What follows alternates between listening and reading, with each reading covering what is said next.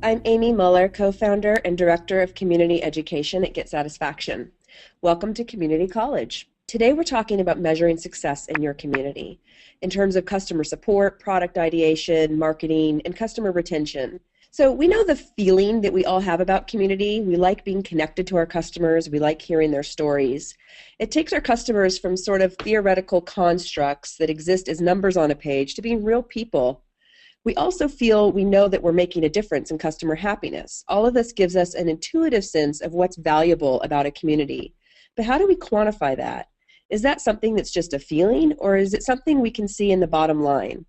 Is it reflected in the growth of our business? If you're a community manager, how do you convince your higher-ups that what you're doing is really valuable?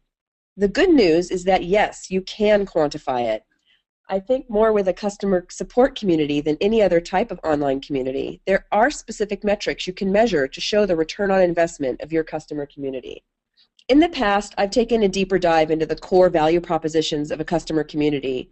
For the purposes of today's talk, which needs to be brief, we're just going to quickly review what those value propositions are and then talk about how to measure them. If you'd like to get a more thorough explanation of these points, you can view our Vive le ROI webcast on getsatisfaction.tv, and you'll see the link there at the bottom of this slide. Reduced direct support costs through deflection from other support channels. Increased initial contact resolution. Customer tested answers have higher value. Create intellectual capital through ideation. Increase website traffic and marketing opportunities while reducing SEO costs. And increase customer retention and loyalty while identifying and grooming brand advocates and evangelists, potentially increasing sales. So how do you measure these things? And perhaps more importantly, when? Customer communities have different needs as they grow. They have a specific life cycle. They go through several distinct stages. We've broken these stages down to the 4 C's: connect, cultivate, curate, and care. At each of these stages, you need to measure your community's value and ROI based on different sets of data. It's also important to keep in mind that what you measure and how you measure might be different depending on the kind of company you are. There may be measurements that are unique to your company and customer community. But we're going to cover those some of the more universal metrics for the general case.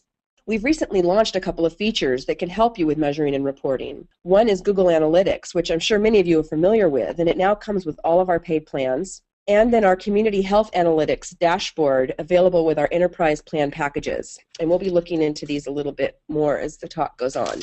So in the first stage of a support community, you're connecting. You're connecting your customers with your community via the use of widgets, your blog, newsletters, Twitter, Facebook, announcements, and other pointers. You don't yet have much or any content or activity happening in your community. A useful measure in the connection portion of building the support community is to track how effective you are at converting traffic from one channel to another. The goal is to increase the proportion from your email or trouble ticket system to your community. Of course, there is some portion that will need to stay in private channels, but the idea is to move some portion out. How you measure this? So you track touches from each channel, analytics using Google Analytics or built-in tracking for community, tickets, call-out, logs, or emails, and any other channels you use. Ideally, you already have a baseline of metrics for your traditional support channels so that you can measure your future progress against that. Once you've set up connection points to your community and are hopefully funneling customers there, you're in the second stage of a support community, which is all about cultivating the conversations, answering customers' questions, responding to new topics and replies, and generally encouraging conversation by soliciting feedback and input from your customers, and even loading in some of your most frequently asked questions to seed the community with useful content. And in this crucial cultivation stage, if you're responding in a timely fashion, you're more likely to get those customers to continue to use the community as a primary support channel. One of the items you can start measuring at this stage is the decrease in repetitive issues. You can also start to measure the responsiveness. Track how much time it takes for a question to be answered by somebody, whether an employee or another community member. The quicker a customer gets a response, the more likely they are to be satisfied. This can be done easily with the Community Health Analytics product, as you can see a snapshot here. And over time, you can even measure the increase in the percentage of questions answered by customers that employees didn't even actually have to participate on. As you're cultivating conversations, you move into the third stage, which is curating the Hopefully you've been curating along the way, but once you've reached a certain maturity level in your community, you don't have to focus so much on cultivation. Conversations should be happening pretty naturally, but you do want to continually curate. What does it mean to curate the content? You want to be sure the appropriate tags and product associations are attached to each topic to make them more readily findable by others with the same question or interested in the same issue or idea. And if you have a paid plan, which gives you access to moderation tools, you can even edit topic titles to make them more relevant and findable, and even topic types. So maybe changing something that was posted as a question into an idea or a problem if that's more appropriate. And this way you make the valuable content that is in your community more accessible to a greater number of people. The more valuable and accessible your content is, the better your community channel will perform as a support solution, which is then reflected in several metrics across the board. And it's much easier to track these metrics if you've been properly curating your community content as you go along, particularly when you're reporting or funneling feedback and ideation back into your organization. This is where you start measuring engagement in volume. Look at total number of visitors, repeat visits, how many topics have been created, how many replies per topic, what's your percentage of answered questions and solved problems, and look back at the percentage breakdown of your support channels. How have those numbers shifted? One of our longtime customers, Yola, a website builder and hosting service, reported with their multi-channel approach, including a customer support community, they've been able to deliver superior customer support to about 3.5 million customers via email, community, and support documentation with only 6 full-time customer service employees. And they reported an estimated 60 to 70% reduction in email-based trouble tickets once their support community was in full swing.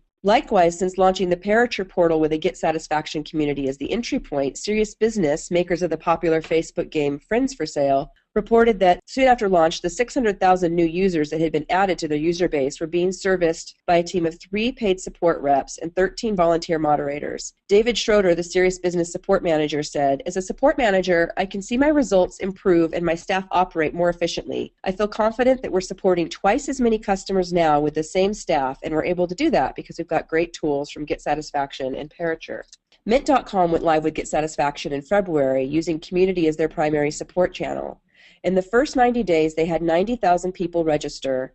In the first month, they reduced weekly support tickets by 65%. They've also been able to double the number of institutions supported without increasing support staff.